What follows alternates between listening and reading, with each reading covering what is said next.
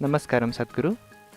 क्या आप हमें बता सकते हैं कि हम अपनी मेमोरी पावर कैसे बढ़ा सकते हैं और परीक्षा के डर से कैसे छुटकारा पा सकते हैं?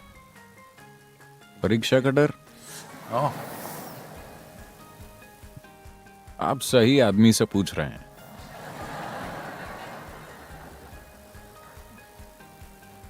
जिसे इसका पूरा अनुभव है, ऐसा इंसान जिसे कभी भी परीक्षा का कोई डर नहीं रहा।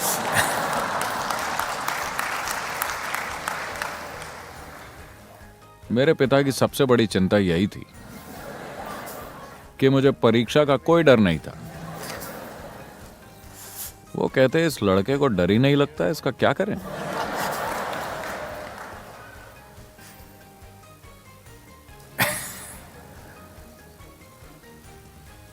this is the whole thing. यही पूरी बात है।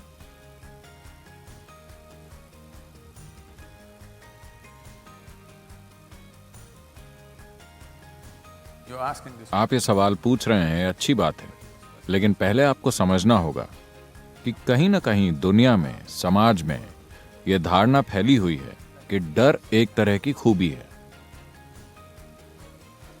डर कोई खूबी नहीं है। डर आपको सबसे बदसूरत प्राणी बना देता है। आपके जीवन का सबसे बुरा अनुभव शायद डर ही है।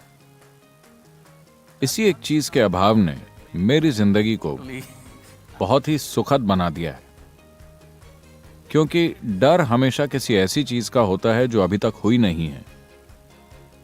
डर किसी ऐसी चीज का होता है जिसका अभी कोई अस्तित्व नहीं है।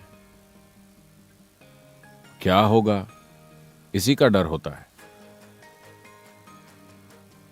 क्या होगा आपको नहीं पता। जब आपको नहीं पता कि आप पेपर में क्या लिखने वाले हैं, वो चीज जो आपने साल भर सीखी है, फिर भी आपको नहीं पता कि आप क्या लिखेंगे, अगर ये हालत है तो आपके जीवन में क्या होगा, निश्चित रूप से आपको नहीं पता, है ना? Yes. But you're imagining. लेकिन आप सारी बुरी चीजों की कल्पना कर रहे हैं जो परीक्षा के बाद होंगी। नहीं, परीक्षा के बाद एक बढ़िया छुट्टी मिलने वाली है। Yes. फिर एक दिन आएगा जब रिजल्ट अनाउंस होंगे। My 10th standard exam. मैं अपनी 10वीं की परीक्षा का रिजल्ट देखने नहीं गया। मैं अपनी 12वीं की परीक्षा का रिजल्ट देखने नहीं गया। बाद में कोई जाकर, मेरा परिवार उबल रहा था, आज रिजल्ट है, तुम क्या कर रहे हो? मुझे क्या करना चाहिए? Then they will tell somebody. फिर वो अपने किसी परिचित को बताते और उन्होंने जाकर देखा होगा कि रिजल्ट का क्या हुआ। Well, some. मैं किसी तरह से पास हो गया। Now the thing is just this. अब बात बस ये है कि आप स्कूल कुछ सीखने जा रहे हैं या आप स्कूल कुछ साबित करने के लिए जा रहे हैं। आपको ये फैसला करना होगा, हर किसी को करना होगा।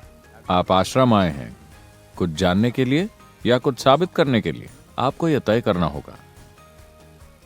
अगर आप किसी जगह खुद को साबित करने के लिए जाते हैं तो बीमारी बैठ जाएगी। असफलता और सफलता की बीमारी आपके अंदर बैठ जाएगी। वो इंसान जो सीखना चाहता है, उसके लिए न तो कोई असफलता होती है न कोई सफलता होती है।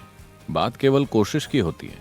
किसी को एक दिन में समझ में आ जाता है, मुझे 10 दिन लग सकते हैं, और किसी को 100 दिन लग सकते हैं। ये बस कोशिश करने की बात है। अगर आपकी दिलचस्पी सीखने में है तो कोशिश करना भी एक सीख है। लगातार कोशिश करने के काबिल होना भी अपने आप में एक बहुत बड़ी सीख है ना?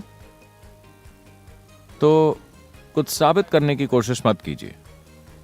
अपनी याददाश्त को सुधारने की कोशिश न करें। Please. आप स्कूल किसी बेकार चीज को याद करने के लिए नहीं गए, बल्कि कुछ सीखने के लिए गए हैं। अपने जीवन के क्षितिज का विस्तार करने के लिए गए हैं और अपने चारों ओर के इस अस्तित्व के बारे में कुछ जानने और समझने के लिए गए हैं। विज्ञान यही है, गणित यही है, सब कुछ यही है।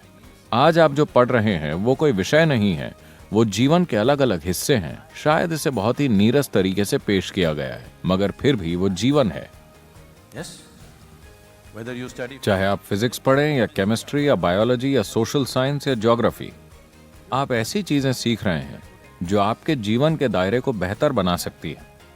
आपको इसे सीखना होगा। अगर इसे रट लेते हैं तो ये किसी भी रूप से आपके जीवन को रूपांतरित नहीं करेगा। It will not transform your life in any way. तो आप वहां सीखने गए हैं, अगर आपने सीख लिया है तो क्या दिक्कत है? आपको जो आता है आप लिखिए, आपको जो नहीं आता आप पड़ोसी से कॉपी करने वाले हैं। मैं उन चीजों के बारे में बात नहीं करूंगा क्योंकि शायद इन दिनों कई टीचर्स भी ऐसे कामों को बढ़ावा दे रहे हैं। Getting a few marks more. थोड़े अंक ज्यादा या कम पाने से बहुत ज्यादा फर्क नहीं पड़ने वाला, लेकिन आप कितना सीखते हैं इससे बहुत फर्क पड़ने वाला है। कितने फंडामेंटल्स आपने अभी अच्छे से समझे हैं इससे बहुत फर्क पड़ेगा। फिलहाल उसी पर ध्यान दीजिए। आप कितनी समझदारी से, कितने बढ़िया तरीके से, कितनी काबिलियत से अपना जीवन जीते हैं, यही महत्वपूर्ण है। आप कितना याद रखते हैं ये महत्वपूर्ण नहीं है। मुझे एक भी चीज याद नहीं है, That's why इसीलिए मैं यहाँ बैठकर आपके साथ गप्पे मार सकता हूँ किसी भी चीज के बारे में, there's no… क्योंकि कुछ याद रखने का कोई बोझ नहीं है। So, तो दस्त रोकने की दवाइयां मत खाइए और अपनी याददाश्त की चिंता मत कीजिए। जो आप जानते हैं आप करेंगे, जो आप नहीं जानते आप वैसे भी वो नहीं कर पाएंगे। लेकिन अगर आपको कॉपी करना आता है तो ये आपके ऊपर है। मैं तो ऐसा नहीं करता और मुझे विश्वास है कि हमारे टीचर्स अलाउ नहीं करेंगे, because क्योंकि जीवन के इस चरण में आपको अपना जीवन छल से शुरू नहीं करना चाहिए। at least be… मैं ईमानदारी की बात नहीं कर रहा हूं, मैं ये कह रहा हूं कि आप जीवन के साथ सीधा रहना सीखें ताकि कल आप छोटी छोटी बातों से मुड़ तोड़ ना जाएं। आप ठीक ही रहेंगे, मैं ऐसा ही हूं, ठीक है। मुझे केवल 35 अंक मिले चलेगा, मैं ऐसा ही हूं। इससे मेरे जीवन की क्वालिटी तय नहीं होगी। मैं चाहता हूं कि आप इस बात को समझें। आपको कितने मार्क्स मिले हैं इससे आपके जीवन की क्वालिटी तय नहीं होगी, मगर आप कितनी ईमानदारी से जीवन जीते हैं आपके जीवन की गुणवत्ता इस बात से जरूर तय होगी। तो नकल नहीं करना है, ठीक है। मान लीजिए आपको कुछ नहीं आता, कोई बात नहीं, वहां खुशी खुशी बैठिए और बाहर आ जाइए। सबको बता दीजिए कि मुझे नहीं आता था। थोड़ा योग कीजिए, आपका जीवन लंबा हो जाएगा और आप एक और साल ले सकते हैं।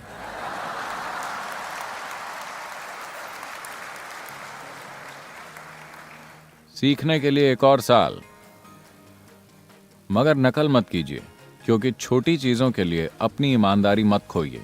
ये मामूली चीजें, इन छोटी चीजों के लिए अपनी ईमानदारी मत खोइए, वरना कल जब आपके सामने बड़ी चीजें आएंगी तो आप उनका सामना नहीं कर पाएंगे।